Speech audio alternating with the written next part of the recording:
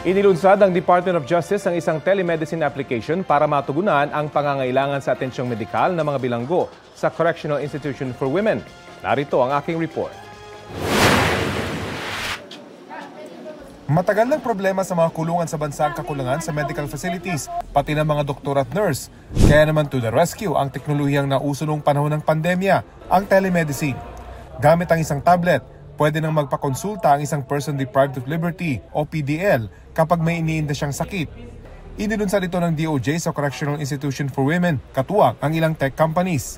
Hindi nila kinakailangan ng additional facility. Andito po sila sa loob. I-monitor po sila ng nurse habang sila yung nagte-telemedicine.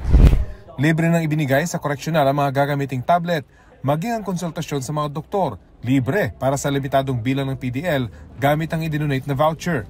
Simple lang din daw ang paggamit ng telemedicine app. Gamit ang app, may access na mga PDL sa iba't ibang magagaling na espesyalista. Sa heart, sa breast, sa cervical.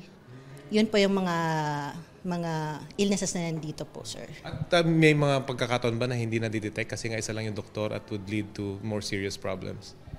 Marami pong pagkakataon na ganun po, sir. Pero meron naman tayong outside referrals, pero hindi po talaga sapat yun para sa 3,138 na PDL. Nagsimula lang kami sa CIW, but gagawin namin to sa lahat ng mga penal facilities natin, sa lahat ng Bucor-wide.